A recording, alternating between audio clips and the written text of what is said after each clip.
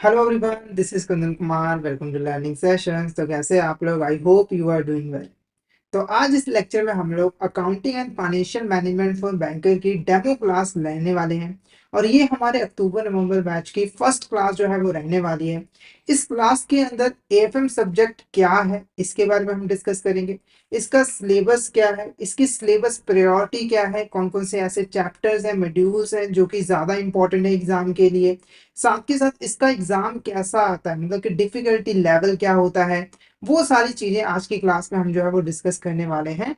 तो आज की क्लास जो है वो काफी ज्यादा इंपॉर्टेंट रहने वाली है एएफएम के लिए। तो अगर आप एएफएम एग्जाम को अच्छे तरीके से प्रिपेयर करना चाहते हो, पहले अटेम्प्ट में उसको क्लियर करना चाहते हो, तो इस सेशन को आपको शुरू से लेकर एंड तक जो है वो जरूर देखना है। ठीक है। ओके, तो सबसे पहले अगर हम आज की क्लास का जो एजेंडा है वो डिस्कस कर लें कि आज की क्लास के अंदर क्या क्या चीजें होने वाली हैं। तो सबसे पहले हम एएफएम का जो सिलेबस है उसको हम यहाँ पे जो है वो डिस्कस करेंगे। उसके बाद एएफएम सिलेबस की जो प्रायोरिटी है, यानी कि कौन कौन से चैप्टर्स और मॉड्यूल ज्यादा इंपॉर्टेंट है और कौन से मॉड्यूल और चैप्टर कम इंपॉर्टेंट है, किन के ऊपर आपको ज्यादा फोकस करना है, वो डिस्कस करेंगे। फिर मॉड्यूल वाइज प्रायोरिटी और वेटेज देखेंगे, किस मॉड्यूल की कितनी वेटेज है, एग्जाम के अंदर कितने मार्क्स के क्वेश्चंस आते हैं। और लास्ट में हम एएफएम के कुछ इंपॉर्टेंट केस स्टडीज और क्वेश्चंस को जो है वो डिस्कस करेंगे। तो ये आज का हमारा एजेंडा रहने वाला है इस क्लास का। तो अगर हम स्टार्ट करें एएफएम के सिलेबस से,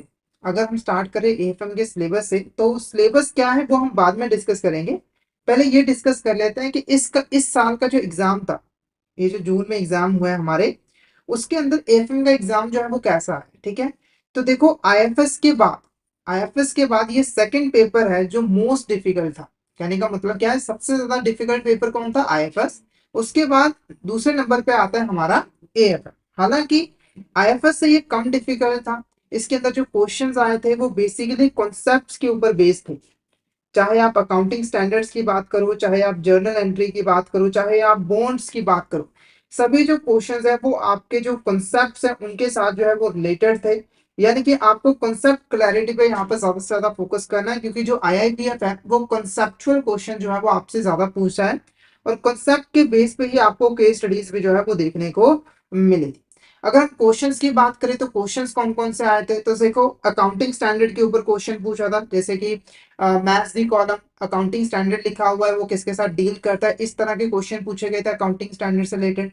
उसके बाद आपको जर्नल एंट्री से रिलेटेड क्वेश्चन था, यानी कि आपको जर्नल एंट्री जो है वो बनानी थी, ट्रांजेक्शन दी हुई थी, इसकी जर्नल एंट्री बनानी थी। ठीक है। बैंक रिकंसिलेशन स्टेटमेंट के ऊपर आपसे न्यूमेरिकल जो है वो पूछा गया था। पर जो न्यूमेरिकल था वो इतने ज्यादा डिफिकल्ट नहीं थे, नॉर्मल मतलब मॉडरेट लेवल के न्यूमेरिकल थे। आप आसानी से उसको जो है वो सॉल्व कर सकते हो। ठीक है।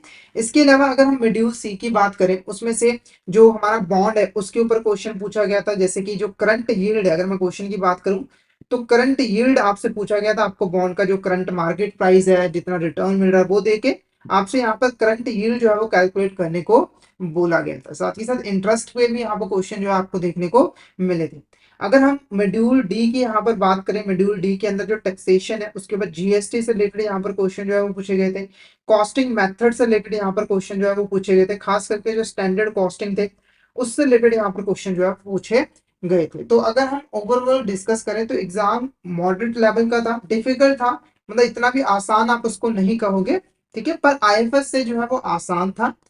तो आई होप आपको जो एग्जाम का पैटर्न है वो अच्छे तरीके से क्लियर हो गया होगा कि आईआईएफ किस तरह के क्वेश्चंस पूछता है। तो कॉन्सेप्चुअल क्वेश्चन जो है वो आईआईएफ ज्यादा यहाँ पर पूछता है, तो आपको कॉन्सेप्ट क्लैरिटी पे ज्यादा से ज्यादा यहाँ पर फोकस जो है वो करने की जरूरत है। ठीक है। तो अब अगर हम एएफएम की सिलेबस की यहाँ पर बात करें तो एएफएम के टोटल 4 मॉड्यूल है, मॉड्यूल ए बी सी और डी। ठीक है। जिसमें से ए और बी मेनली हमारे रिलेटेड है अकाउंटिंग के साथ। ठीक है, अकाउंटिंग के साथ। और सी और डी हमारे फाइनेंशियल मैनेजमेंट के साथ। ठीक है, फाइनेंशियल मैनेजमेंट के साथ दो इंपॉर्टेंट यहाँ पर मॉड्यूल है। अगर हम सिलेबस प्रायोरिटी यहाँ पर थोड़ी सी डिस्कस करें तो सबसे इंपॉर्टेंट जो मॉड्यूल है वो मॉड्यूल सी है, इसीलिए मैंने इसको टॉप पे रखा है। इसीलिए हम इसको पहले यहाँ पे जो है वो डिस्कस करेंगे। उसके बाद सेकंड नंबर पे जो हमारा मॉड्यूल आता है वो आता है हमारा मॉड्यूल ए। सेकंड नंबर पे कौन सा मॉड्यूल आता है? Module A. उसके बाद हमारा आता है मॉड्यूल डी और लास्ट में हमारा आता है मॉड्यूल ई। तो आपको जो प्रिपरेशन स्टार्ट करनी है वो इस तरीके से ही करनी है, यानी कि पहले आपको मॉड्यूल सी पे खूब प्रिपेयर करना है, फिर मॉड्यूल ए को, फिर मॉड्यूल डी को, फिर सॉरी, यहाँ पर मॉड्यूल हमारा ए आया, सॉरी, यहाँ पर मॉड्यूल बी आना है, ठीक है। फिर आपको मॉड्यूल ए को प्रिपेयर करना है, फिर मॉड्यूल डी को, और लास्ट में मॉड्यूल बी को। तो इस सीक्वेंस को आपको जो है वो फॉलो करना है जब भी आप प्रिपरेशन को स्टार्ट करोगे, ठीक है।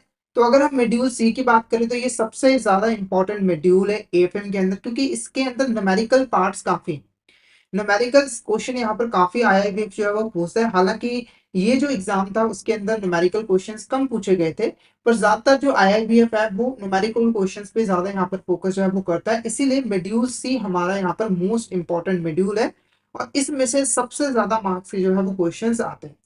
अगर इसके नाम की बात करें तो नाम क्या है, फाइनेंशियल मैनेजमेंट। इसका मतलब क्या होगा कि मेनली फाइनेंशियल मैनेजमेंट के साथ जो है वो डील करता है। कौन कौन से चैप्टर है, सबसे पहले देखो चैप्टर है and overview of financial management. इसके अंदर फाइनेंशियल मैनेजमेंट क्या होता है, उसके ऑब्जेक्टिव्स क्या होते हैं, गोल्स क्या होते हैं, स्ट्रेटजीज क्या होती हैं, वो चीज हम इसमें डिस्कस करेंगे। फिर आता है हमारा रेशो एनालिसिस, जिसके अंदर हम लोग डिफरेंट टाइप के रेशो, जैसे करंट रेशो, क्विक रेशो, हमारे डेट इक्विटी रेशो, इन सभी रेशोज के बारे में डिस्कस करते हैं। फिर आता है हमारे यहाँ पर कैलकुलेशन ऑफ इंटरेस्ट एंड एन्युटीज। इसके अंदर इंटरेस्ट क्या होता है, कितने टाइप्स क्या होता है, उसको कैसे कैलकुलेट किया जाता है, एन्युटी क्या होता है, कितने टाइप्स की होती है, कैसे कैलकुलेशन की जाती है। उसके बाद है कैलकुलेशन ऑफ वाईटीएम, यानी कि यील्ड टू मैच्योरिटी। वाईटीएम क्या होता है, इसे कैसे कैलकुलेट किया जाता है, इसका पर्पस क्या होता है कैलकुलेशन का, वो चीज यहाँ पर डिस्कस करेंगे। फिर आ जाता है हमारा फॉरेक्स अरिथमेटिक। ये भी काफी यहाँ पर इंपॉर्टेंट चैप्टर है, न्यूमेरिकल पॉइंट ऑफ व्यू से काफी इजी न्यूमेरिकल आते हैं और इसमें से क्वेश्चंस भी आते हैं, ठीक है। तो फॉरेक्स अरिथमेटिक। उसके बाद है capital structure and cost of capital. जो कैपिटल स्ट्रक्चर होता है, जैसे कि कोई भी कंपनी डेट और इक्विटी दोनों का यूज करती है, तो कैपिटल स्ट्रक्चर कैसे बनता है, और उसकी थ्योरीज क्या है, वो सारी चीजें। उसके बाद कॉस्ट ऑफ कैपिटल क्या होती है, कितने टाइप्स की होती है, इसकी भी थ्योरीज हम डिस्कस करेंगे। उसके बाद capital investment decision and term loans. जो बड़े बड़े कैपिटल डिसीजंस होते हैं, जैसे कि किस इन्वेस्टमेंट, मतलब किस प्रोजेक्ट में इन्वेस्टमेंट करनी है, किस प्रोजेक्ट में नहीं करनी है, वो डिसीजन कैसे लिए जाते हैं, टर्म लोन्स क्या होते हैं, वो इस चैप्टर के अंदर डिस्कस करेंगे।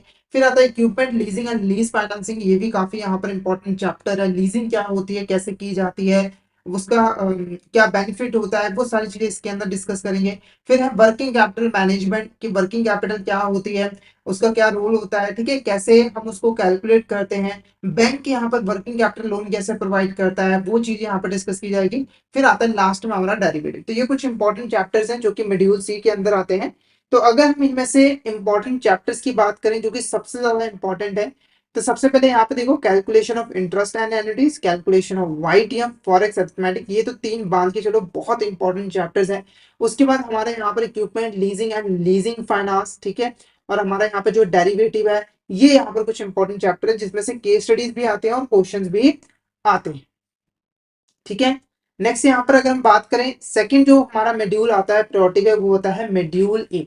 मॉड्यूल ए का जो नाम है वो अकाउंटिंग प्रिंसिपल्स एंड प्रोसेसेस है। तो इसके अंदर बेसिकली हम अकाउंटिंग के बारे में जो है वो समझते हैं।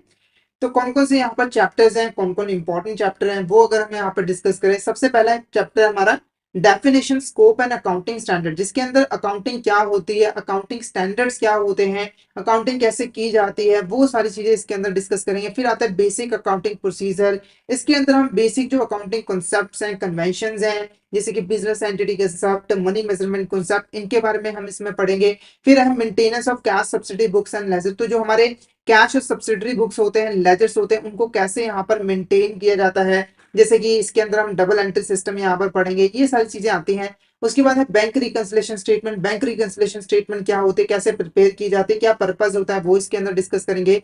न्यूमेरिकल भी डिस्कस किए जाते हैं, इसके ऊपर क्वेश्चन आया भी था। Trial balance and rectification of error adjusting closing entries. तो ट्रायल बैलेंस क्या होते हैं, जो अकाउंटिंग एरर्स होते हैं उनको हम कैसे रेक्टिफाई करते हैं, वो चीज इसके अंदर डिस्कस की जाएगी। उसके बाद है depreciation and it's accounting. Depreciation क्या होता है, उसकी अकाउंटिंग कैसे की जाती है, इसके अंदर हम डेप्रिसिएशन से रिलेटेड जो डिफरेंट डिफरेंट मेथड्स हैं उनको हम डिस्कस करेंगे। फिर है capital and revenue expenditure. Capital expenditure क्या होता है, रेवेन्यू एक्सपेंडिचर क्या होता है, ठीक है।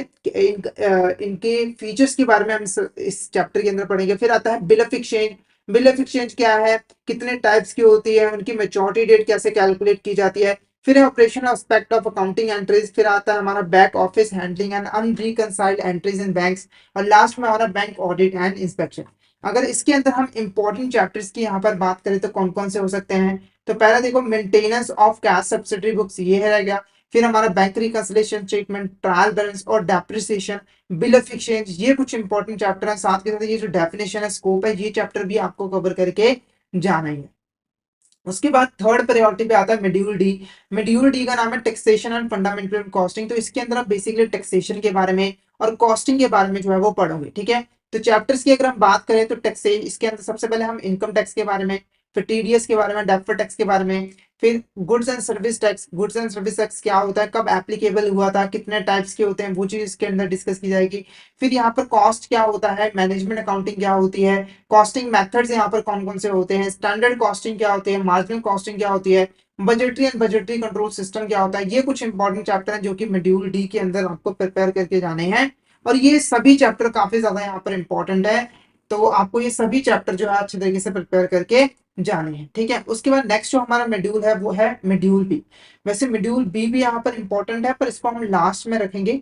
Module B basically financial statement और कोर बैंकिंग सिस्टम के साथ रिलेटेड है। इसके अंदर हम चैप्टर्स की बात करें, पहला चैप्टर आता है हमारा बैलेंस शीट इक्वेशन, दूसरा आता है प्रिपरेशन ऑफ फाइनल अकाउंट, तीसरा आता है कंपनी अकाउंट्स, ठीक है। जो ये दो चैप्टर है वो बेसिकली कंपनी के जो फाइनेंशियल स्टेटमेंट्स होते हैं उनके साथ रिलेटेड होते हैं, जैसे कि balance sheet, profit and loss account, cash flow statement, वो इसके अंदर प्रिपेयर की जाते हैं। उसके बाद हमारा कंपनी अकाउंट्स, हमारे यहाँ पर company accounts second. Company accounts का मतलब इसमें आप कंपनी के बारे में समझोगे, कंपनी क्या होती है, वो अपने अकाउंट्स कैसे प्रिपेयर करती है, शेयर्स कैसे इशू करती है। फिर हमारा cash flow end fund flow, cash flow क्या होता है, फंड फ्लो क्या होता है, दोनों स्टेटमेंट्स कैसे बनाई जाती है, कैश फ्लो स्टेटमेंट और फंड फ्लो स्टेटमेंट, वो चीज हम इसमें डिस्कस करेंगे। फिर यहाँ पर जो बैंकिंग कंपनीज हैं उनकी जो फाइनेंशियल स्टेटमेंट्स होती हैं वो कैसे प्रिपेयर की जाती है, कोर बैंकिंग सिस्टम क्या होता है, और कंप्यूटराइज एनवायरनमेंट के अंदर अकाउंटिंग कैसे की जाती है। ये यहाँ पर चैप्टर जो है वो मॉड्यूल बी के अंदर जो है वो आते हैं, ठीक है। तो ये हमने क्या है, एएफएम का पूरा जो सिलेबस है वो अच्छे तरीके से यहाँ पर डिस्कस कर लिया है। तो आई होप आपको यहाँ तक क्लियर हो गया होगा। अगर आपको सिलेबस में किसी भी तरह का क्वेरी हो तो आप चैट बॉक्स में मैसेज करके पूछ सकते हो, और डाउट भी हो तो आप पूछ सकते हो कि मॉड्यूल से रिलेटेड कौन सा मॉड्यूल होगा, क्योंकि आगे हम मार्क्स यहाँ पर डिस्कस जो है वो करेंगे। तो सिलेबस प्रायोरिटी आपको पता लग गई। यहाँ पर सिलेबस प्रायोरिटी हमारा क्या है, सबसे पहले हमारा क्या, कौन सा मॉड्यूल आएगा, मॉड्यूल सी, फिर मॉड्यूल ए, फिर मॉड्यूल डी, और लास्ट में हमारा मॉड्यूल बी। ये हमारी क्या है, यहाँ पर सिलेबस प्रायोरिटी है किसकी, एएफएम की। और इस सीक्वेंस के अंदर ही आपको जो है वो प्रिपरेशन करनी है, ठीक है। और मैं आपको बता दूं कि एएफएम की हमारी यहाँ पर लाइव क्लासेस जो है वो होने वाली है, जो कि यहाँ पर स्टार्ट होने वाली है, कल से ही स्टार्ट जो है वो होने वाली है, जहां पर हम एएफएम के जितने भी इंपॉर्टेंट चैप्टर्स है उसके इंपॉर्टेंट केस स्टडीज हैं और क्वेश्चंस को जो है डिस्कस करेंगे। साथ ही साथ हमारी जो आईएफएस की जो क्लासेस है वो भी लाइव क्लासेस यहाँ पे जो है वो कंडक्ट की जाएगी। तो ये दो सब्जेक्ट एएफएम और आईएफएस की लाइव क्लासेस रेगुलर बेसिस पे हमारे चैनल के ऊपर जो है वो कंडक्ट की जाएगी। तो अगर आप दोनों सब्जेक्ट की प्रिपरेशन करना चाहते हो तो आपको इन सेशन को जरूर यहाँ पर अटेंड करना है। टाइमिंग बता दो तो 6 PM से हमारी जो है क्लासेस रोजाना बेसिस पे जो है वो स्टार्ट हुआ करेगी, ठीक है। इसके अलावा अगर आप आईएफएस की जो है सिलेबस प्रायोरिटी को जानना चाहते हो, मॉड्यूल वाइज वेटेज को जानना चाहते हो, तो उस वीडियो का लिंक आपको वीडियो का डिस्क्रिप्शन बॉक्स में मिल जाएगा। तो आप वो वीडियो भी यहाँ पर जरूर गो थ्रू कर लीजिएगा अगर आप आईएफएस को अच्छे तरीके से समझना चाहते हो, ठीक है। साथ के साथ जेआईबी एग्जाम का पैटर्न क्या होता है, पासिंग क्राइटेरिया क्या होता है, वो भी मैंने उस वीडियो में डिस्कस किया है।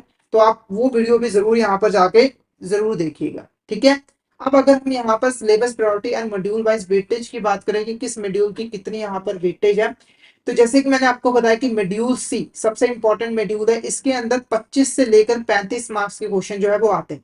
यहाँ पर मैं आपको पहले ही बता दूं ये कोई फिक्स क्राइटेरिया नहीं है, यानी कि ऐसा नहीं है कि मैंने बता दिया तो 25 से 35 मार्क्स का क्वेश्चन मॉड्यूल सी में से आएगा ही आएगा, ऐसा बिल्कुल नहीं होता है।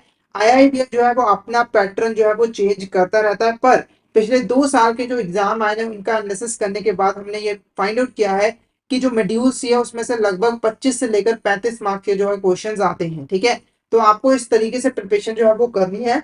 हालांकि ऐसा भी नहीं है कि पूरी इसी के बेस पर आपको प्रिपरेशन स्टार्ट मतलब करके चले जाना है। आईआईबी आप अपना पैटर्न चेंज कर सकता है, ये पहले मैं आपको बता दूं। फिर आता है हमारा module B, module A. Module A भी यहाँ पर काफी इंपॉर्टेंट है क्योंकि इसमें से 15 से लेकर 30 मार्क्स के क्वेश्चन जो है वो आते हैं। तीसरे नंबर पे है मॉड्यूल डी जिसमें से 15 से लेकर 20 मार्क्स जो है वो क्वेश्चन पूछे जाते हैं। और लास्ट में आता है हमारा मॉड्यूल बी जिसमें से 8 से लेकर 15 मार्क्स तक क्वेश्चन जो है वो पूछे जाते हैं, ठीक है। तो ये क्या है हमारी मॉड्यूल वाइज वेटेज। अगर हम परसेंटेज की बात करें तो 35% जो वेटेज है वो मॉड्यूल सी की है, 30% मॉड्यूल ए की है, 20% मॉड्यूल डी की है और 15% मॉड्यूल बी की है। ठीक है, तो आपको फोकस भी ऐसा ही करना है। आपका 35% जो टाइम है वो मॉड्यूल सी को देना है, 30% आपको मॉड्यूल ए को, 20% मॉड्यूल डी को और 15% मॉड्यूल बी। ठीक है, नेक्स्ट अब यहाँ पर हमने सिलेबस प्रायोरिटी जो है वो डिस्कस कर ली है।